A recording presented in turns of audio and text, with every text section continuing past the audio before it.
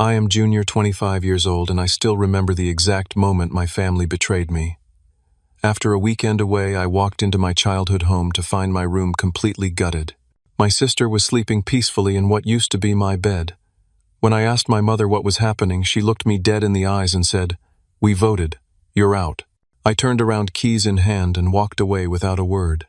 9 months later, I had 59 voicemails from her, each starting with the same line: "We made a mistake." I called her and announced something that changed everything. Before I get into my story, let me know where you're watching from in the comments. Hit that like and subscribe button if family drama gets your attention. Growing up in our middle-class suburban home in Denver, Colorado, I never imagined my family would one day vote me out of it. We were the Walkers' mom, Rachel, dad, Frank, me, and my younger sister, Megan, who is 21 now. We were normal, happy, even until Dad passed away 3 years ago from a sudden heart attack. His death changed everything in ways I never anticipated. I work as an IT specialist for a cybersecurity firm downtown. The pay is decent enough that I could have moved out years ago, but after Dad died, I chose to stay. Mom was devastated by his passing, and our family finances took a hit without his income as a construction manager. It made sense for me to remain at home helping with bills while saving for my own place someday. At least that was the plan. Dad and I had always been close. He taught me everything about responsibility, hard work, and looking after family. "Junior," he would say, "a man stands by his family when times get tough." I took those words to heart, perhaps too literally. After he was gone, I tried to fill the gap he left, especially in supporting Mom financially and emotionally. I paid half the mortgage-covered utilities and even helped with Megan's college tuition when Mom couldn't manage it. The first year after Dad died was about survival, all of us moving through grief in our own ways. The second year felt like adaptation, finding a new normal. But the third year, things began to shift in ways I didn't immediately recognize as dangerous. Megan had always been the baby of the family, Dad's little princess. She was 17 when he died, and his absence affected her deeply. Initially, she withdrew, became quieter, more studious. But as time passed, something in her changed. The entitled behavior started small, expecting me to drive her places without notice, borrowing money, without asking, leaving messes for others to clean up.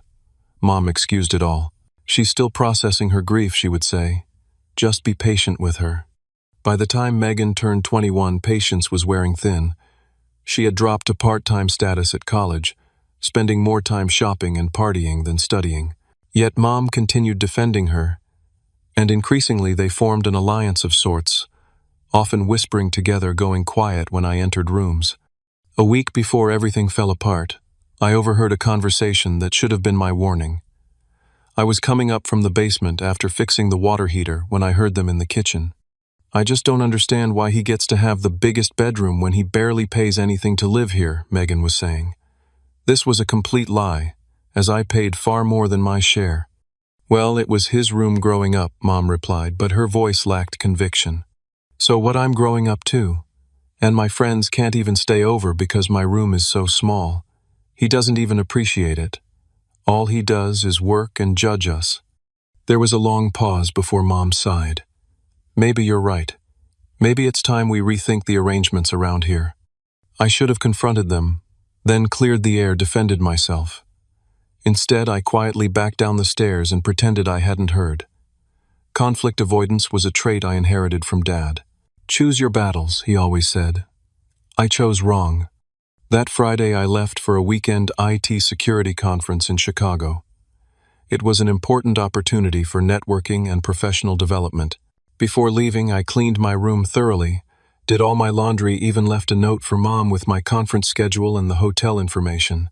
I thought maybe the time apart would cool things down, give everyone space to appreciate what we each contributed to the household. I remember calling home Saturday night, but no one answered. I sent a text to both Mom and Megan Hope. "Everything's okay. See you Sunday afternoon."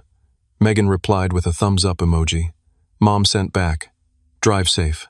Nothing seemed amiss. Nothing prepared me for what was waiting. The conference ended early Sunday around noon. I drove straight from Chicago to Denver, about a 14-hour drive, stopping only for gas and quick meals. I was exhausted, but somehow excited to be home, looking forward to my own bed. I had even bought small gifts, a Chicago snow globe for Mom's collection and a university hoodie for Megan. Family peace offerings that would soon seem ridiculous. As I pulled into our driveway around 2 in the morning, I noticed all the lights were off except for Megan's room, except it wasn't her room light. It was mine. Too tired to think much of it, I assumed. She was just using my computer since hers was older. I had no idea I was about to walk into a completely different life than the one I had left just 3 days before. The house was quiet when I unlocked the front door. Moonlight spilled through the windows, illuminating the familiar shapes of our living room furniture. I set my suitcase down by the stairs, the small bag of gifts placed carefully on top. Despite the exhaustion of 14 hours on the road, I felt a sense of relief being home. I moved through the darkened house with the ease of someone who knows every creaking floorboard. Something felt different, though. Small things were out of place or missing entirely. The family photo where Dad had his arm around my shoulders was gone from the hallway wall. The coat rack no longer held my winter jacket. The strangeness continued as I climbed the stairs. The family photos had been rearranged with several featuring me conspicuously absent. A cold feeling began to spread through my chest, but I pushed it away. I was tired imagining things. Everything would make sense after a good night's sleep. When I reached the second-floor landing, I noticed light spilling from beneath my bedroom door. Assuming Megan had fallen asleep with my lamp on, I approached quietly, not wanting to wake her if she was just borrowing my space. I turned the knob slowly, expecting to find her curled up on my desk chair or maybe using my gaming system. What I found instead stopped me cold. My room, my space for 25 years was unrecognizable. The walls, once blue, were now painted a soft lavender. My bed remained, but with floral bedding instead of my gray comforter. My desk was gone, replaced by a vanity covered in makeup and jewelry. The bookshelves that once held my computer science textbooks and fantasy novels now displayed fashion magazines and small potted plants. And there in the center of what used to be my bed was Megan, fast asleep, her long hair spread across what used to be my pillow. She looked peaceful at home, as if this had always been her room. For several seconds I stood frozen in the doorway, unable to process what I was seeing. Then movement in the hallway caught my attention. Mom stood there in her bathrobe watching me, with an expression I had never seen before, part defensive, part defiant. "What's going on?" I whispered, gesturing helplessly at the transformed room. "Where's all my stuff?" Mom crossed her arms. "We needed to make some changes while you were gone." "Changes? You gutted my room. Where am I supposed to sleep?" Herr Chaza didn't waver. "We voted. You're out." Those 4 words hit me like physical blows. "We voted. You're out." As if my place in the family and my own home had been put to a democratic process, and I had lost the election without even knowing I was a candidate. "Who voted?" I asked, my voice cracking slightly. "You and Megan against me. That's not a fair vote. We discussed it with Aunt Linda and Uncle Paul, too. They agreed it's time you stood on your own feet. You're 25, Junior. Most men your age don't live with their mothers." The irony of this statement, when I had stayed specifically to help her, was not lost on me. Where are my things? My computer, my clothes. Everything I own was in that room. "In the garage," she replied coolly. "Packed up neatly. We didn't throw anything away." I pushed past her and headed downstairs, flipping on lights as I went. The garage door opened to reveal stacks of cardboard boxes labeled in Megan's handwriting: Junior clothes, Junior books, Junior computer stuff. My entire life boxed up and exiled to the garage like seasonal decorations no longer needed. As I began checking boxes frantically, I discovered several important items were missing or damaged. My collection of vintage comic books Dad and I had collected together was nowhere to be found. My custom gaming computer had been disassembled parts separated into different boxes. A framed photo of Dad and me fishing was cracked, the glass splintered. Looking for these, Megan's voice came from behind me. She stood in the doorway to the house, holding my comic book collection. "I figured you'd want to take the valuable stuff first." I stared at her, this stranger wearing my sister's face. Why was all I could manage? She shrugged. "I needed a bigger room. You're never home anyway, always working or whatever. Mom and I are actually here living in this house." She dropped the comic books onto a nearby box carelessly. "Besides, we gave you notice." Notice what notice?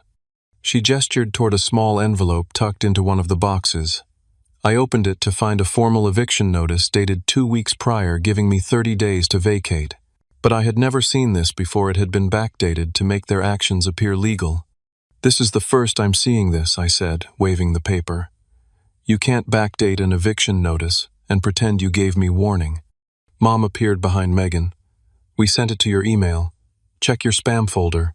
I pulled out my phone, scrolled through emails. Nothing. No warning, no discussion, no chance to respond. They had planned this entire operation for the exact weekend I would be away, executing it like a military coup. The betrayal was so complete, so calculated, that something inside me simply shut down.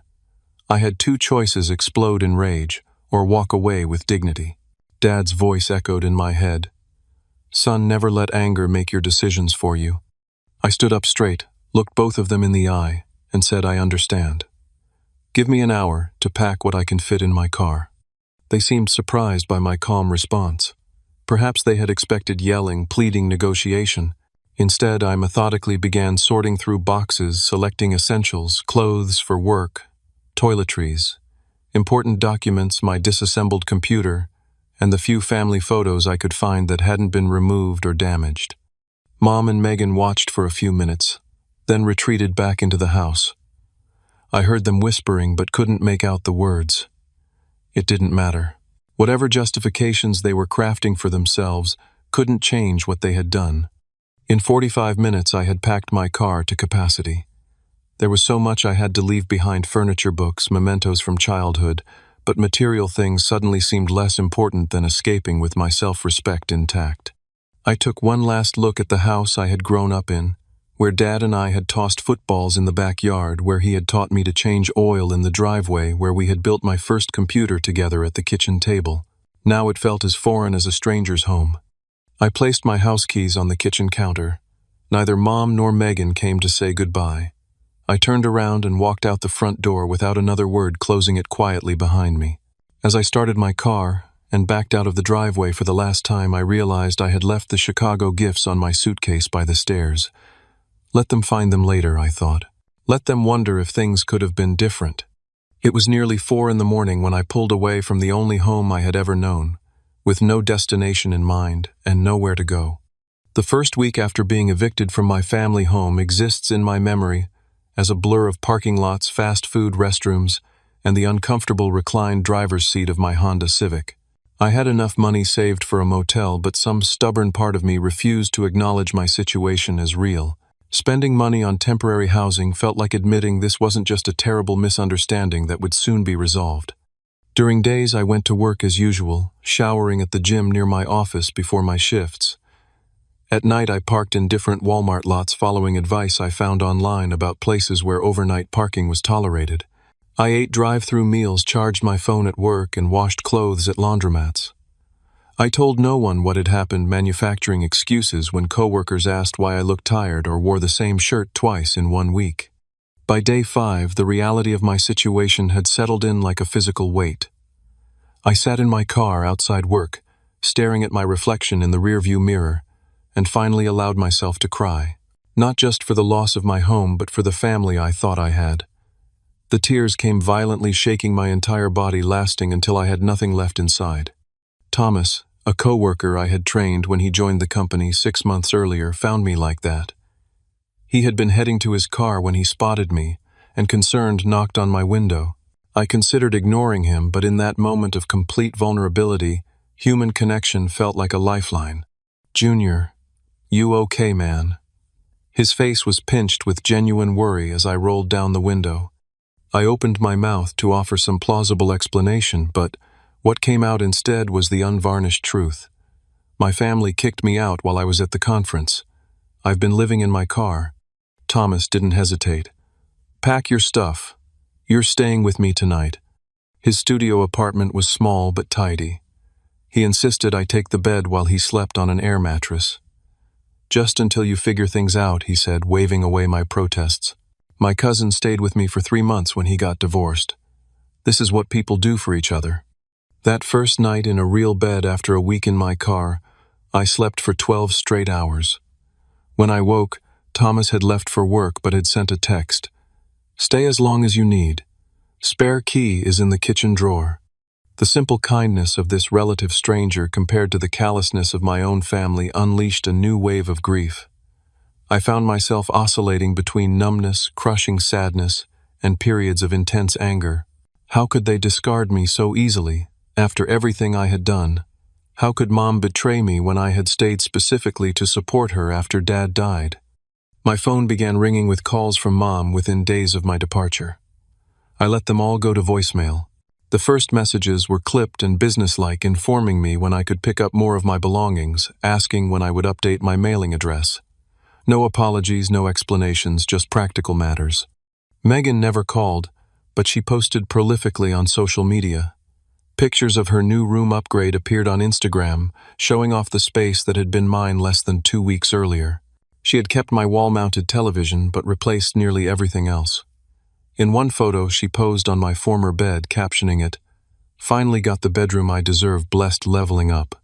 Each post was a fresh wound. I finally blocked her accounts, unable to stomach more evidence of how easily I had been replaced, how thoroughly erased from the family narrative. Extended family began reaching out too clearly, having heard a version of events from Mom. Aunt Linda sent a text that read, "Your mother tells me you moved out rather abruptly. I hope you're not making rash decisions." Uncle Paul left a voicemail. "Junior, we all think it's time you stood on your own feet. Your dad would want you to be independent." Only Dad's brother, my Uncle Mike, seemed skeptical of the official story. He called one evening as I was helping Thomas prepare dinner. "Something doesn't add up," he said after I gave him the bare facts. "Rachel tells everyone, you just decided to move out with no warning, but that doesn't sound like you. What really happened?" His willingness to question the narrative broke something loose in me, and I found myself telling him everything. The backdated eviction notice coming home to find my room transformed the boxes in the garage. "Jesus," he breathed when I finished. "That's not right, Junior. Not right at all. Do you need money? A place to stay?" I thanked him but declined. Uncle Mike lived in Florida with his new wife, and their condo barely had room for the two of them. Besides, I had already decided to handle this on my own terms. After 2 weeks with Thomas, I found a small studio apartment I could afford. It was in a less desirable part of town with thin walls and questionable plumbing, but it was mine. Thomas helped me move the few possessions I had retrieved from my parents' garage. The space looked painfully empty with just my clothes computer and a second-hand mattress on the floor. "It's a start," Thomas said, looking around. "We'll hit some thrift stores this weekend, get you the basics." I threw myself into work, volunteering for extra shifts and projects. My boss noticed the change in my dedication and commented positively on it, unaware it stemmed from having nothing else in my life to focus on and nowhere else to be. I started putting every spare dollar toward rebuilding what I had lost: furniture, clothes, the small comforts that make a space feel like home. The process of replacing important belongings was both practical and emotional labor. Each purchase represented something taken from me. A new desk, a new bed frame, new winter boots because mine had mysteriously disappeared from the boxes. Each item restored a small piece of normalcy, but also reminded me of what had been taken. When the first holiday season arrived, invitations came from extended family for Thanksgiving dinner. I declined them all, unable to face questions about the family rift or risk running into Mom and Megan. Instead, I worked a double shift and ate turkey sandwiches with other employees who had volunteered to cover the holiday. Christmas was harder. Dad and I had always cut down a tree together, a tradition I had continued after his death. This year, I couldn't bear to set up even a small tree in my apartment. I worked Christmas Eve and spent Christmas Day alone watching movies on my laptop, ignoring the steady stream of family photos flooding social media. That night, Mom left her longest voicemail yet. "Junior, it's Christmas. I wish you would call. Megan misses you." The obvious lie about my sister almost made me laugh. "We saved your presents. Please come by sometime." This silence isn't helping anyone. I deleted the message without replying. The silence was helping me. In the quiet of my small apartment, I was slowly learning who I was apart from the role I had played in my family. The dutiful son. The replacement man of the house. The financial support. Without those identities, who was Junior Walker? It was a question that would take months to answer, but in that lonely Christmas night I made a promise to myself: whoever I became would be built on self-respect. I would never again allow myself to be used, taken for granted, or discarded by the people who should love me most. It was the first step toward healing, though the road ahead remained long and uncertain. 3 months after being voted out of my family home, I had established a new routine. My studio apartment, initially so stark and impersonal, had gradually transformed into a space that reflected me. Thrift store finds mixed with budget IKEA furniture created a comfortable if modest home. I had splurged on only one item: a quality mattress and bed frame. After weeks of sleeping in my car, followed by Thomas's spare bed and then a floor mattress, I decided a good night's sleep was worth the investment. My life developed a rhythm, independent of my former family obligations. I woke early, hit the gym before work, put in focused hours at the office, and spent evenings either advancing my IT certifications or socializing with a small but growing circle of friends. Thomas remained my closest friend, but I had begun connecting with others in my apartment building. Elena, a nursing student who lived across the hall. Marcus, a retired teacher who ran the building's small community garden. And Damon, a chef who worked nights and often shared leftover restaurant meals. These casual acquaintances slowly evolved into genuine friendships, particularly after I helped several neighbors resolve computer issues. "You should charge for this," Elena commented one evening as I removed malware from her laptop. "You could make decent side money." The idea took root, and I began offering basic tech support to people in the building and their friends, charging modest fees. The extra income helped accelerate my financial recovery, while the grateful feedback from clients provided emotional validation I hadn't realized I needed. Work became another source of unexpected growth. Without family responsibilities consuming my evenings and weekends, I poured extra energy into projects and professional development. 3 months after moving into my apartment, my manager called me into his office. "Junior, your performance these past few months has been exceptional," he said, sliding a folder across his desk. "We're promoting you to Senior Security Specialist, effective immediately. It comes with a 20% salary increase." The promotion was a turning point. The substantial raise meant I could finally stop living paycheck to paycheck, begin rebuilding my savings, and occasionally indulge in small luxuries like restaurant meals or concert tickets. More importantly, it validated my capabilities outside the family context that had defined me for so long. Around this time, I also began therapy. Thomas had gently suggested it for weeks, finally saying, "The company insurance covers it, man. Just try one session. What's the worst that could happen?" Dr. Melissa Barrett, a compassionate therapist specializing in family trauma, helped me understand dynamics I had been too close to see. In our sessions, patterns emerged: how I had assumed Dad's responsibilities after his death, how Mom had transferred her dependency to me, how Megan's entitlement had been cultivated by both parents long before Dad died. "What you're describing," Dr. Barrett explained during our 3rd session, "is a family system that required you to play a specific role. When you begin to outgrow or question that role, the system pushes back to maintain its balance, even if that balance is unhealthy." These insights helped me recognize that the eviction, while cruel in execution, had perhaps been inevitable. I had been outgrowing the role of surrogate husband and father, focusing more on my own career and future. The system had ejected me rather than adapt. Dr. Barrett also introduced me to concepts of boundaries and emotional responsibility that transformed how I viewed relationships. "You're not responsible for managing other people's emotions," she emphasized repeatedly. "That includes your mother's grief and your sister's sense of entitlement." This framework helped me process the ongoing attempts at contact from my mother. Her voicemails had evolved from practical matters to guilt trips. "I don't understand why you're punishing us like this. And after everything I've done for you, this is how you repay me." I continued my policy of not responding, though each message stirred a complex mix of anger, guilt, and lingering grief for what our relationship had been. Dr. Barrett assured me that maintaining distance while I healed was not cruel but necessary, like keeping weight off a broken bone until it mends. 5 months after the eviction, I discovered through Facebook that my mother had been telling a very different story about my absence. My cousin Valerie messaged me, Just had dinner with your mom and Megan. They said you abandoned them without warning, just moved out overnight because you wanted to live with friends. Is that true?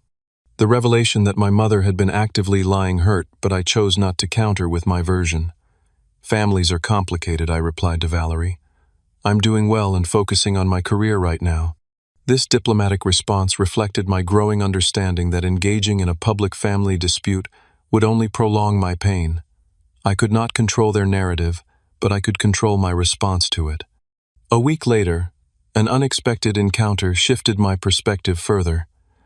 I was grocery shopping when I ran into Beverly Simmons, my mother's longtime friend from her hospital administration job. She seemed surprised but pleased to see me. "Junior, how are you? I haven't seen you since." "Well, since you moved out." Her hesitation suggested she knew something was amiss with the official story. We chatted briefly about my promotion and new apartment before she lowered her voice. "Listen, I've been concerned about your mom. She seems stressed and there are rumors about restructuring at the hospital." She paused. "And between us, I'm worried about Megan's influence. That boyfriend of hers is always at your house, and he doesn't seem to work." This was the first I'd heard about a boyfriend or potential financial problems. Beverly continued, unaware she was providing valuable intelligence. "Megan dropped out of college last month. Did you know your mom tried to keep it quiet, but she told me after a few glasses of wine. Said Megan wants to be an influencer instead." Beverly made air quotes around the word. "Between that and the boyfriend moving in, I wonder if your mom is doing okay financially without your contribution." I thanked Beverly for the update, keeping my response neutral, but her information rattled around in my head for days afterward. Megan had dropped out of college, the education Dad had worked so hard to fund for her. She had a boyfriend living in the house. Mom might be facing job insecurity. Part of me felt a vindictive satisfaction. Let them struggle without me. Let them face the consequences of pushing away the one person who had consistently supported them. But another part, the part that still remembered Dad's values, felt concerned despite everything. I mentioned these conflicted feelings to Dr. Barrett in our next session. "It's natural to care about people who hurt you," she said. "The challenge is distinguishing between healthy concern and falling back into caretaking patterns that weren't good for any of you." "So what should I do with this information?" I asked. "For now, nothing," she suggested. "Continue focusing on your own healing and growth. Their problems are not your emergency, especially when they haven't acknowledged their role in damaging your relationship." Her advice resonated, and I recommitted to my path of independence and self-discovery. I joined a weekend hiking group, started taking cooking classes at the community center, and even went on a few casual dates, though I wasn't ready for a serious relationship. 6 months after the eviction, I looked at my life and realized something surprising. I was happier, not because my family had rejected me, but because their rejection had forced me to build a life truly aligned with my own values and desires, rather than constructed around others' needs. The pain remained, but alongside it grew a steadily strengthening sense of self and purpose, independent of my role as son and brother. I had no way of knowing then that circumstances were about to shift dramatically, testing both my newfound strength and my capacity for compassion in ways I couldn't imagine. 6 months to the day after finding my room gutted and my place in the family revoked, I received an unexpected letter that would alter the trajectory of my life once again. It arrived in a cream-colored envelope with a law firm's name embossed in the corner, Harrington Wells and Associates. My first thought was that Mom was suing me for some imagined offense. With trepidation, I opened it to discover something entirely different. My great-uncle, Harold, Dad's eccentric uncle, who had made a fortune in real estate, had passed away. To my complete shock, he had left me a substantial inheritance, $300,000, and a small rental property in Colorado Springs. I had met Uncle Harold only a handful of times at family reunions. He was a character, always wearing bow ties and telling inappropriate jokes.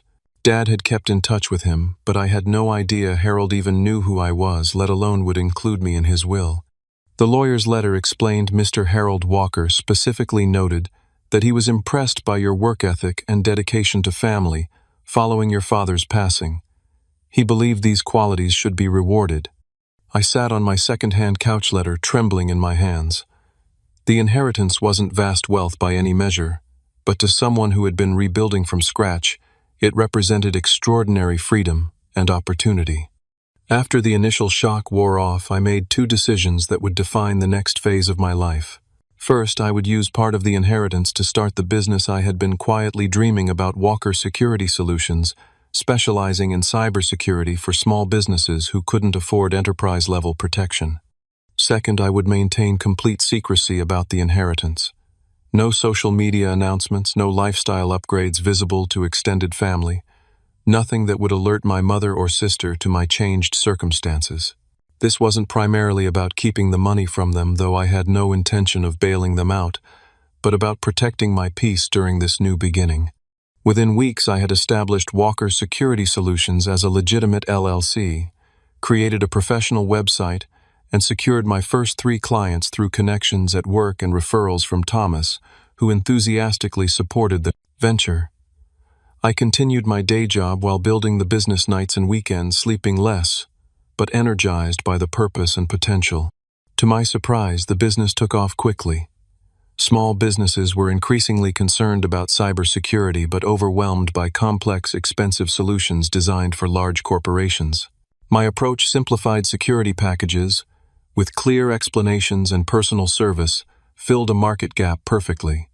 By the 7-month mark after the eviction, I had 10 regular clients and had hired a part-time assistant to help with administrative tasks. By 8 months, I was considering whether to take the business full-time. As my professional life flourished, my mother's voicemails increased in both frequency and desperation. The tone had shifted again from guilt trips to hints of crisis. "Junior, I know you're still angry, but I really need to talk to you about a family matter.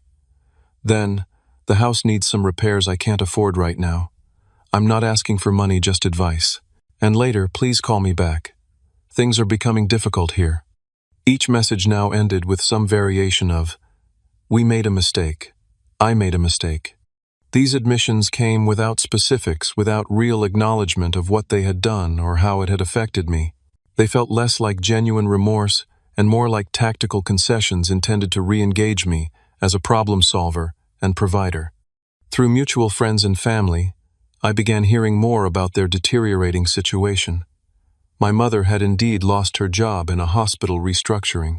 Megan's boyfriend Jason had moved in, permanently contributing nothing financially, while apparently consuming considerable resources. The house had developed plumbing issues that remained unrepaired. Bills were piling up.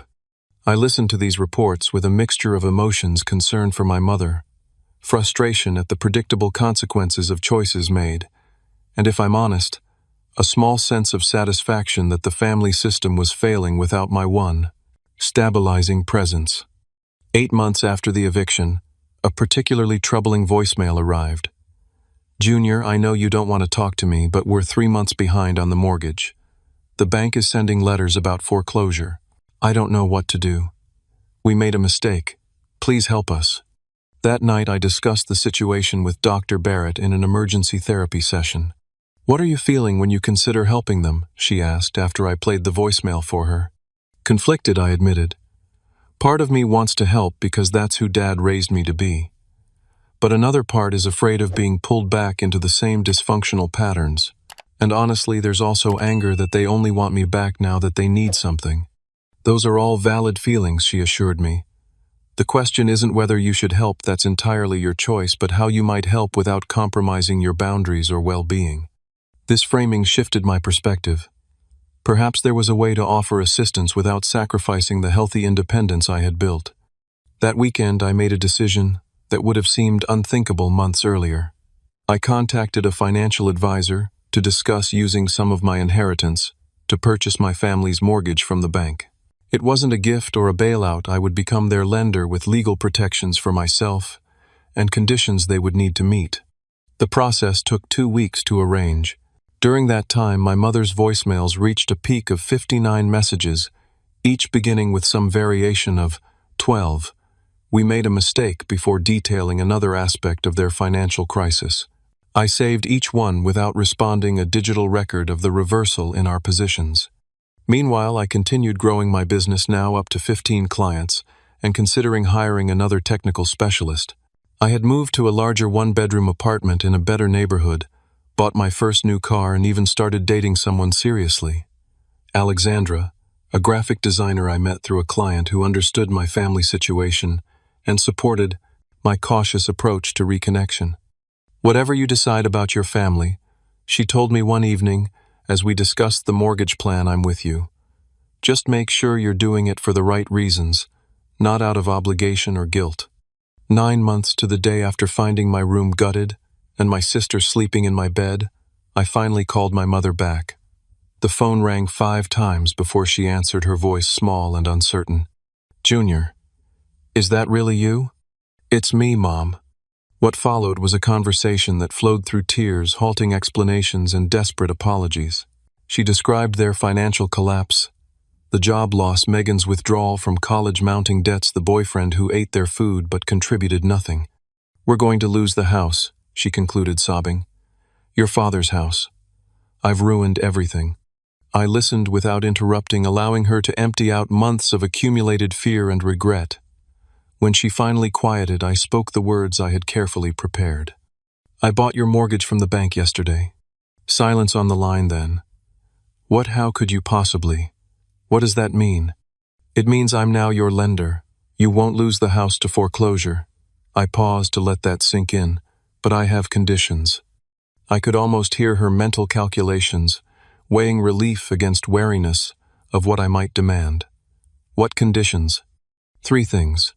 First, you agree to family therapy with me, weekly sessions for at least 6 months. Second, Megan and her boyfriend move out within 30 days.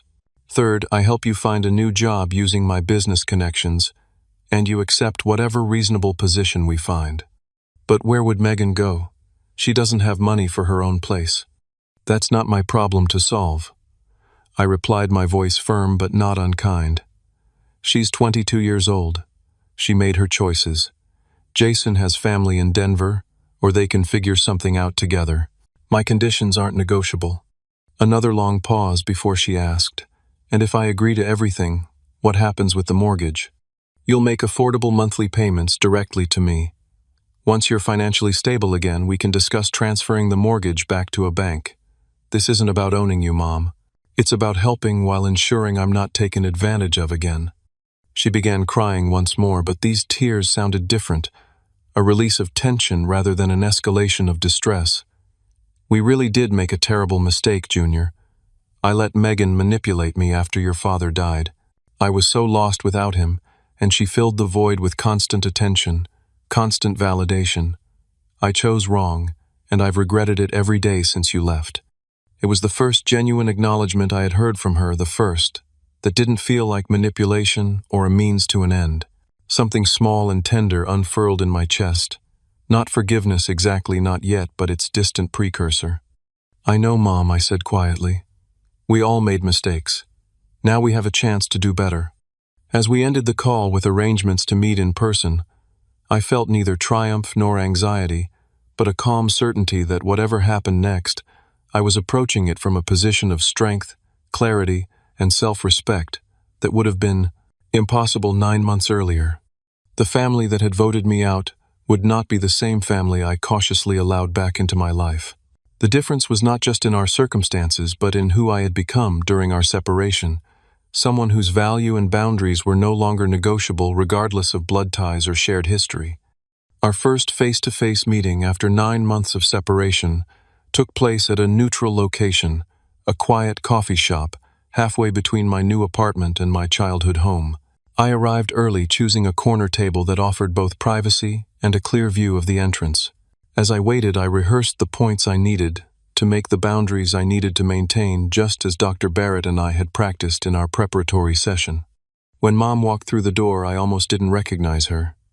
She had lost weight, her clothes hung loosely on her frame, and her normally perfectly styled hair was pulled back in a hasty ponytail. She spotted me immediately, but approached hesitantly, as if unsure of her welcome.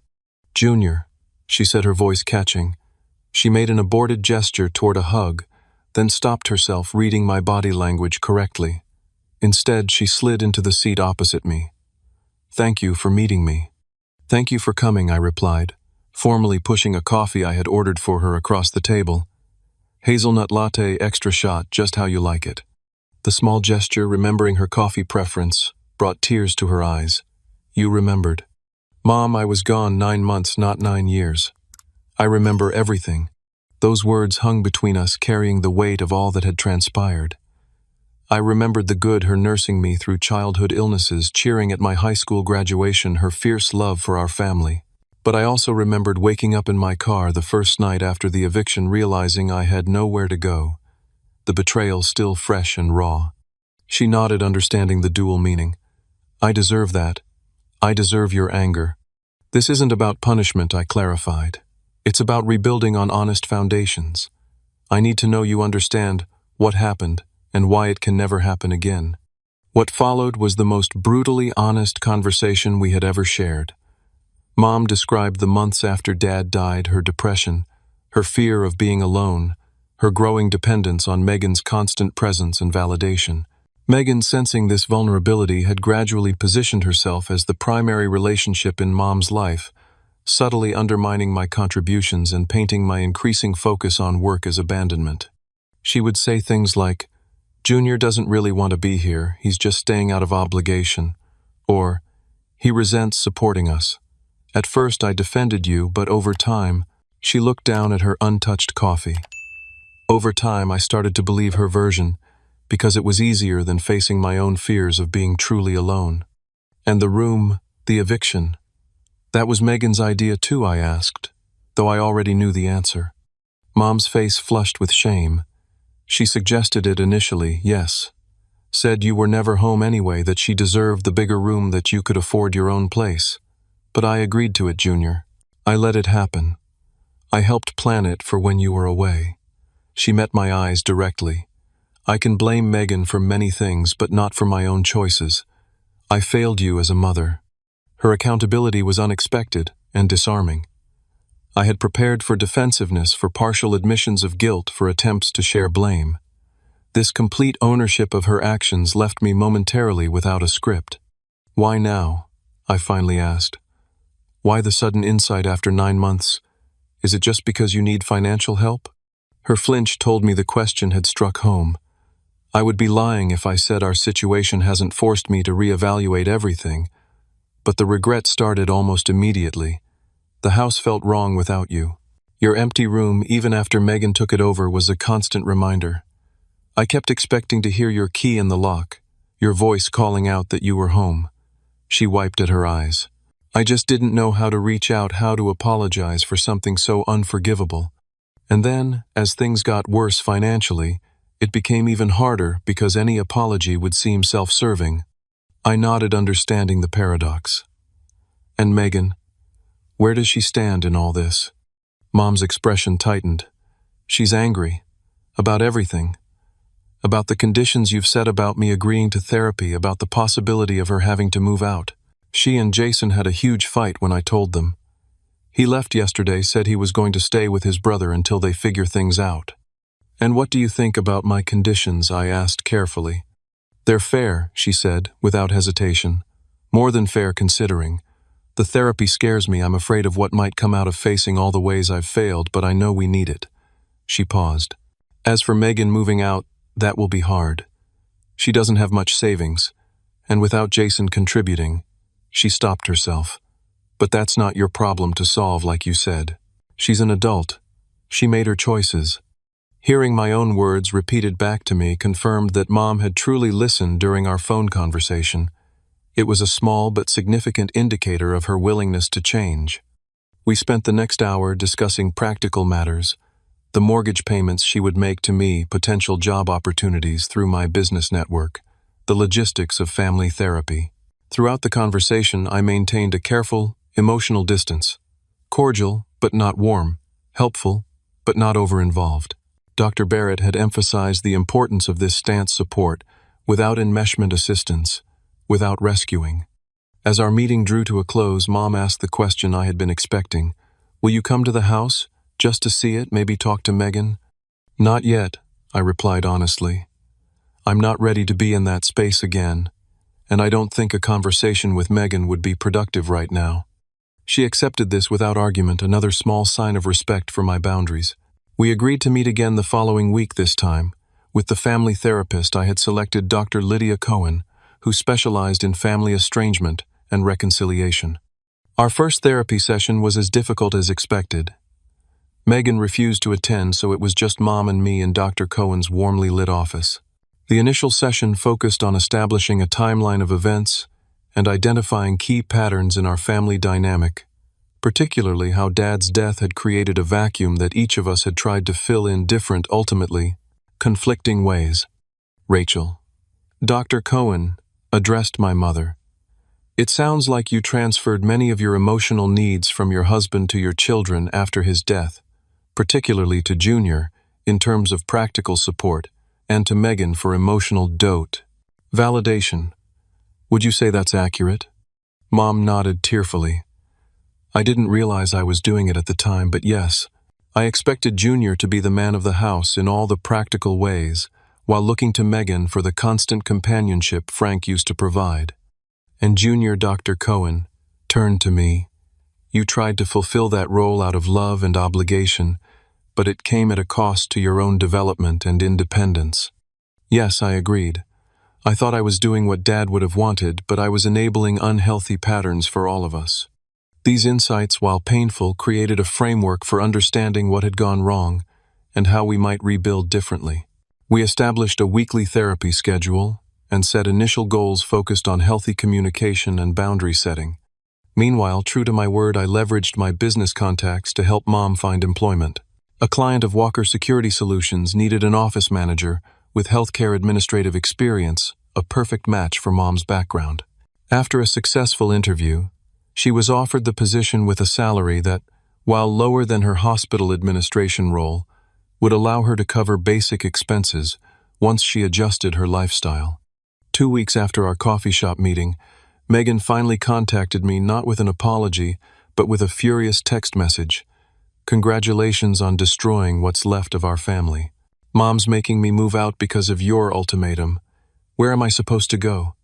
I waited a full day before responding, consulting with Dr. Barrett to ensure my reply maintained boundaries while avoiding unnecessary antagonism. This isn't about punishing you, Megan. It's about everyone taking responsibility for their own lives and choices. I'm happy to talk when you're ready to have an honest conversation about what happened. She didn't reply, but 3 days later, Mom reported that Megan had found an apartment to share with 2 former college classmates. She had grudgingly accepted financial help from Mom for the security deposit money that came from Mom's first paycheck at her new job, not from me. A month after our initial reunion, I finally agreed to visit the house. Walking through the front door felt surreal, simultaneously familiar and foreign, like returning to an elementary school as an adult. Everything looked smaller, shabbier than in my memory. Mom had returned my old room to something resembling its former state, purchasing a new bed and desk, since my original furniture had been sold or given away during the eviction. The gesture, while appreciated, highlighted the permanence of certain losses. Material items could be replaced, but the sense of security and belonging that had been violated could not be so easily restored. It's not the same, Mom acknowledged as we stood awkwardly in the doorway of what had once been my sanctuary. But if you ever wanted to stay over for any reason, this room is yours again. I nodded, recognizing the offer for what it was, not an expectation of my return, but a symbolic relinquishing of the space that had been taken from me. Thank you. I don't think I'll be staying overnight anytime soon, but I appreciate knowing the option exists. That evening, as I prepared to leave after a cautious dinner together, Mom handed me a small box. I saved these, she said. When we packed up your room, I kept aside the things I knew were irreplaceable.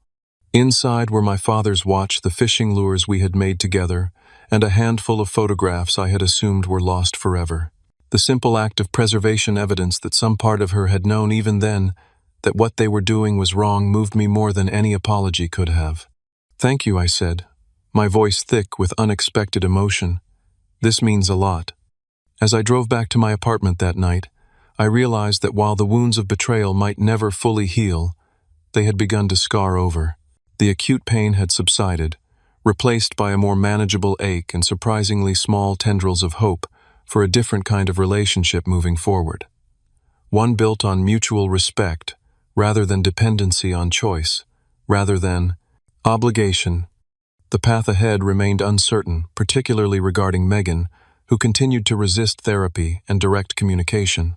But for the first time since walking away from my gutted room 9 months earlier, I could envision a future that included some form of family connection without sacrificing the independence and self-respect I had fought so hard to establish. 1 year after finding my room gutted and being told, "We voted. You're out," I stood in the kitchen of my newly purchased townhouse unpacking dishes with Alexandra. We had been dating for 6 months, and while she maintained her own apartment, she spent most weekends helping me settle into my new home, the first property I had ever owned. "Where do you want these glasses?" she asked, holding up a set of tumblers my mother had given me as a housewarming gift. "Top shelf left cabinet," I replied, smiling at how seamlessly she had integrated into my life. Alexandra knew my full story had supported me through the complex process of reconnecting with my family and understood the significance of this milestone. Buying a home represented not just financial stability but a reclaiming of the security that had been stripped from me a year earlier. The journey to this point had been neither simple nor linear. Family therapy continued weekly for the first 6 months, then bi-weekly, as we established healthier patterns of communication and interaction. Mom had flourished in her new job, eventually being promoted to senior office manager with a comfortable salary. Our relationship had evolved into something unexpected, a friendship between adults rather than the tangled web of dependency and obligation that had characterized our previous dynamic. We spoke on the phone twice weekly, had Sunday dinner together every other week, and maintained clear boundaries that respected my independence while nurturing our reconnection. The mortgage arrangement continued, with Mom making regular payments that we both tracked transparently. The business aspect of our relationship, rather than complicating the personal side, actually helped establish a foundation of mutual respect and accountability. My business, Walker Security Solutions, had grown beyond my initial expectations. I now employed 5 people full-time and had moved into dedicated office space. The inheritance from Uncle Harold had provided the initial capital, but the company's success stemmed from my own expertise and work ethic qualities Dad had instilled in me that had ultimately created my path to independence. The most complex aspect of family reconciliation involved Megan. For the first few months after moving out of Mom's house, she refused all contact with me and attended only 2 therapy sessions before declaring the process a waste of time. She struggled financially, cycling through roommates and part-time jobs, while still clinging to her influencer ambitions despite modest follower counts. The turning point in our estrangement came unexpectedly. 8 months after her move, Megan's apartment building suffered a fire. No one was injured, but she lost most of her possessions and had nowhere to go. Against the advice of both Alexandra and Dr. Barrett, I offered her the guest room in my previous apartment until she could find new housing. "Are you sure about this?" Alexandra had asked. "Given your history, it seems risky." "I'm not doing it out of obligation," I explained. "I'm doing it because I can, because it's what Dad would have done, and because it's who I want to be, someone who helps family in crisis without being exploited by them." Megan stayed for 3 weeks, an awkward arrangement that nonetheless forced conversations we had been avoiding. Late one night, finding her crying at the kitchen table, I finally heard her side of the story without defensive filters. "I was jealous of you," she admitted, not meeting my eyes. "After Dad died, you became this perfect son, handling everything while I felt useless and forgotten. Mom leaned on you for practical stuff, but turned to me for emotional support, making me feel like that was all I had to offer. Taking your room was about claiming space importance." She looked up, then tears streaming down her face. "It was wrong. We were wrong. I see that now." The admission wasn't a magical fix, but it opened a door to gradual rebuilding. Megan found a new apartment, enrolled in community college classes, and began attending therapy on her own. Our relationship remained fragile, tentative, but it existed, something I wouldn't have thought possible in those first dark days after the eviction. In my new townhouse, I designated one of the 3 bedrooms as a guest room. Alexandra teased me about it, calling it the just-in-case room. Just in case, what she asked as we assembled the bed. "Just in case Megan needs a place to stay again," I admitted. "Or just in case Mom needs somewhere to live when she's older. Just in case family becomes family again." Alexandra kissed me on the cheek. "You're a good man, Junior Walker." "I'm trying to be," I replied, like my dad was. The healing process taught me lessons I never expected to learn at 26. I discovered that forgiveness isn't a single decision but a daily choice, one that benefits the forgiver more than the forgiven. I learned that loving family doesn't mean sacrificing self-respect or enabling harmful behavior.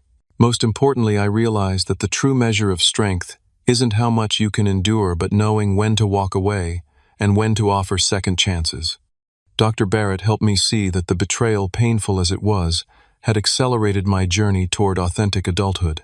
"Sometimes the worst experiences force the growth we've been resisting," she observed in one of our final sessions. "You might have stayed in that caretaker role for years longer without such a dramatic rupture." She was right. The family that voted me out did me a favor, though not in the way they intended.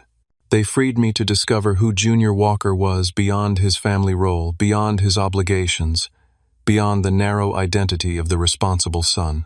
What they meant for harm ultimately led to a more genuine, self-directed life than I might otherwise have achieved.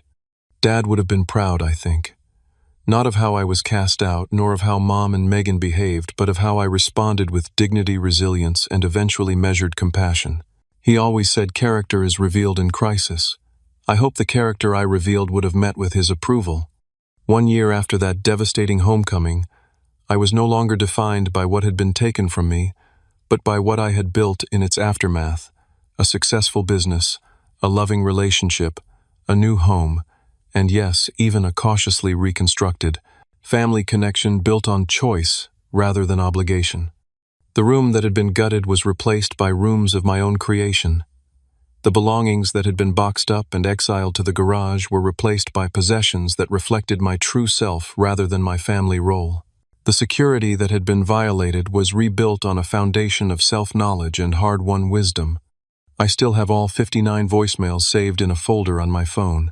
Sometimes when I need a reminder of how far we've all come, I listen to the progression from the first coldly practical messages to the final desperate pleas that began with, "We made a mistake." They serve as both cautionary tale and evidence of change.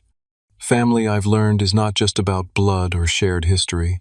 It's a set of relationships that must be continually chosen, nurtured, and sometimes reconfigured when old patterns prove destructive.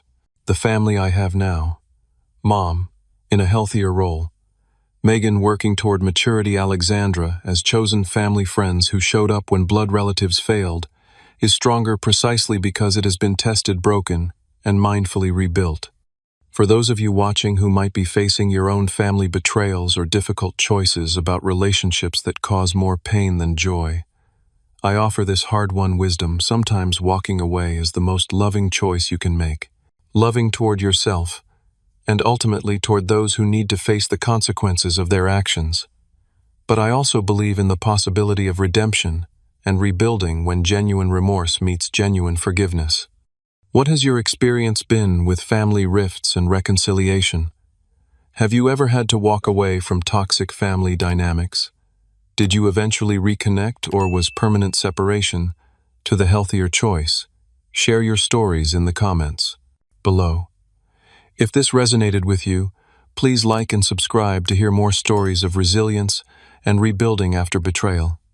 And remember, family should be where you find support, not where you sacrifice your dignity. Thank you for listening to my journey from betrayal to rebuilding. I hope it helps someone else find their own path forward.